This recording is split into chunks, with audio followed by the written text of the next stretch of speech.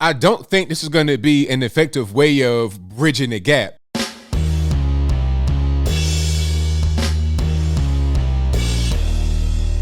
How's everybody doing? My name is Anthony Brian Logan, and today we got to talk about Fairfax County NAACP leader Michelle Leet speaking to a large crowd of people that were supporting and opposing critical race theory out there in Fairfax. And I think when she said this, she was speaking to those that support her. She's like, hey, if anybody is opposing to CRT and this laundry list of things that I agree with, then we need to let them die. Now, this reminds me of when Oprah said a similar thing about so-called racist people that exist in America. Since you can't fix them, just let them die. I said this, for apartheid South Africa. I said this for my own, community in the South. There are still generations of people, older people, who were born and bred and marinated in that prejudice and racism, and they just have to die. Now, before I go any further, let's roll the clip. In this clip, you'll see and hear Miss Michelle Leet talk about let them die, all this, that, and the third. After we get done watching that, I'll come back. I'll talk about what was said and done there. Then I'll give you the rest of my 2 cents, my deep detail analysis, and then I'll wrap it on up with a nice bow on top. So without further ado, let's go ahead and roll it. So let's meet and remain steadfast in speaking truth, tearing down double standards, and refuting double talk. Let's not allow any double downing on lies. Let's prepare our children for a world they deserve.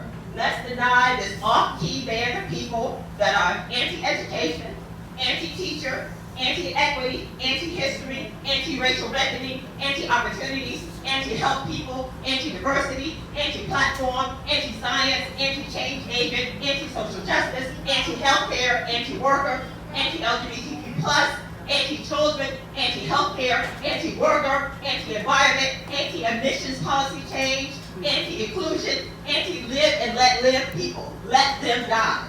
You don't let these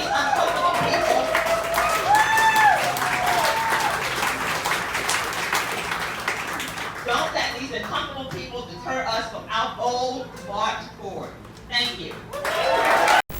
All right, so you saw that, you heard that. Now, there's so many things here. First thing first, the reaction to this, that they're cheering and stuff like that kind of lets you know how far gone a lot of these people are. You're in Fairfax County, you're out there basically in D.C. It's not within the D.C. city limits, but you are a stone's throw away from the nation's capital. So you're right there. A lot of very liberal people work for the federal government in some kind of way, form, or fashion. It is almost as bad as San Francisco when you're talking about the amount of liberal people in one area, the concentration of liberalism in one spot. It's very bad up there in D.C. But a lot of people up there, conservative as well, and they're fighting as hard as they can against critical race theory. You guys know what critical race theory is. I've done videos on it, but a brief recap. Critical race theory is a method of teaching that tells kids that everything in America is based on race. Every system, every interaction, everything is based on race. And in order to be an anti-racist, you need to find ways to attack these so-called racist systems. Now, what this really ends up being is you create the boogeyman of everything being about race, because it's not. You create that boogeyman, then you say it's the white man's fault, and try to figure out ways to tear the white man down, and also ways to infantilize the black man, the Hispanic man, etc. That's what critical race theory boils down to, and I don't think anyone wants their children in K through 12 to be taught that. If they are of a sound mind, that is. I think I saw a poll that says 50% of those in this area, Northern Virginia, don't want CRT, and 42% of them do. So the 42%, I guarantee you that's going to be 100% Democrat.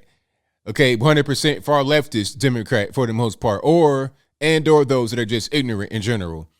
Now, there's been, like I said, there's been a big fight against CRT in Northern Virginia, but in Fairfax, I think there's one specific thing that may have been the spark for this particular meeting. Now, there's a high school up there called Thomas Jefferson. I know the name might get canceled because of his past, but that's a different story, and I digress.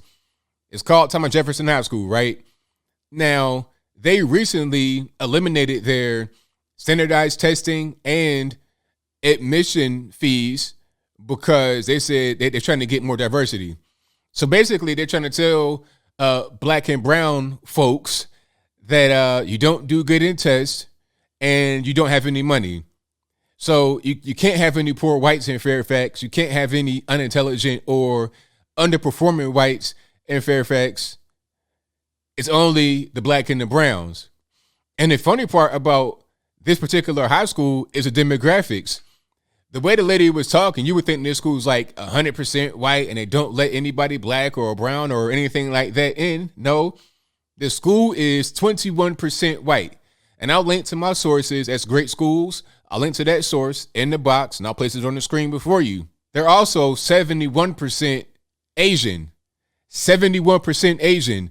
So when the lady was talking about, oh, you're against people of color and you're racist and you're anti-equity and you're anti-admissions, all this, that, and the third.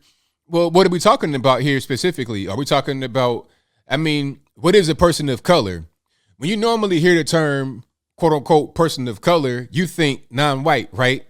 That's what I normally think because that's what it always was back in the day. When they weren't so fancy and so glamorous with their language, they would just say colored person. It's the same thing.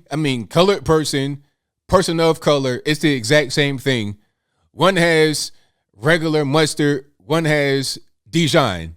It's the same thing, but I'll move on. Anyway, a colored person was a non-white. Asian, black, Hispanic, whatever. In this case, person of color just means black and Hispanic, and mostly black, but definitely black and Hispanic, not Asian. And, before some rocket scientist enters the chat and says, well, they don't have a color because they're like white too. Well, first of all, you're talking about what, like maybe some Koreans, some Japanese, maybe, not all of them have really, really light skin. A lot of them are pretty dark. A lot of them are darker than, some people that call themselves black. And Asia is not just China, Japan, Korea. It's not just that. You're talking about Southeast Asia, Cambodia, Laos, Thailand, Burma, Philippines, Indonesia, Malaysia, also the Indian subcontinent. Now, there are some people from India that are darker than I am. So let me get this straight. You say we need more people of color to be admitted into Fairfax schools, and you're doing this to make that happen, but you're 70% Asian, and the Asian, I'm sure, consists of people that are very, very dark skinned, darker than your average black person in America. So are they not a person of color? Although their color is very dark, I just don't really get it. I think they use all kind of little, code words and language to hide what their true agenda is. Oh, it's critical race theory. It's, we're going to be anti-racist and we're going to be progressive and everything's going to be all right. But then once you really dig into it, it's nothing but racism. It is the opposite of anti-racism. The guy, Mark Lamont Hill, a proponent of critical race theory, got on TV and said that he hates white people. A lot of proponents of critical race theory feel the same way. I'm not saying Mark Lamont Hill is the spokesperson of critical race theory, but a lot of people feel the exact same way that he does. And when you see CRT in practice, that's what it winds up being. Hate white people fest. That is the bottom line to the whole situation. So this whole thing is just crazy. What were some of the things she was saying? She's talking about anti-platform, anti-science, anti-diversity. You see, all this anti, it all falls into critical race theory. You see, CRT is just one piece to it. This is why I say never give the left an inch. They'll take a mile, because if you give them that inch, they got a lot of things behind it. Okay, you giving me this particular form of marriage. All right, how about I ramp it up a notch? Because you got all these groups over here that are underrepresented. We don't have marriage for them yet. What if you got 4 or 5 partners? How about I have, multiple wives, multiple husbands, get into the thruples, make it be something that you put into everyday language, make it, maybe even put it in a dictionary. See, the cultural war is very real. It's not just this online thing that people that are in the influencer space are engaged in. It's not just that. You're talking about a thing that is really strong right now in the federal government, in K through 12, and corporate America, everywhere. Television, movies, music, you name it, it's everywhere. So either you're going to be involved with it, fighting against it, aware of it, or you just be consumed by it and you won't even know what happened. You know, the country is one way, 1 year, and then the very next year is a whole different way, and you don't know what happened. It's because of things that are happening right in front of your face, but because not everyone's aware of it, it's kind of like behind closed doors, but it's not. So I'm telling you right now, if you're in school teaching critical race theory, if you're hearing someone do woke language, and you need to do something about it. I don't know if it's homeschool, private school, you need to be up there like they are in Virginia every single day, making the change, maybe even get on the school board yourself. Because at the end of the day, as I close, people always ask me about solutions. How do we fix this, ABL? What can we do? Well, at the end of the day, government and school boards, they're just comprised of people. It's just people. That's it. It's not like some kind of powerful being that you can't see. It's not God running it. It's not God running it. It's people running it. It's man running it. So we have the power to get in office to make change. Now, is it going to be easy? Of course not. Of course, it's not going to be easy, but I say it's better for those that can do something to do it rather than not. But I think I'll leave that right there for now. And what say you? How do you feel about the lady and what she said, talking about it just got to die? I mean, is it like a call to violence, or are they just being really dramatic? Or how about this? Do they realize that people are waking up? They're not going to just let things happen anymore, because oftentimes these school board meetings would just go and happen and nobody would attend. Maybe a couple of parents here and there, and the parents that do attend probably agree with the CRT. But now you got regular normies that do not agree with CRT who are out there participating. They're involved with it. They're making news every single day. They're going viral on the internet every single day. People are understanding what's happening with critical race theory. I'm going to keep sounding the alarm. And a lot of people I know on the internets, on television, they're doing the exact same thing. And I think what's going on is that people, they're being threatened. They feel threatened. They feel like it's an attack against them. Well, it's not really about trying to attack them specifically. It's about trying to preserve our country, trying to have our country not fall apart. We have the best country on planet Earth, and we want to keep it that way. We don't want it to go in a different and dangerous direction.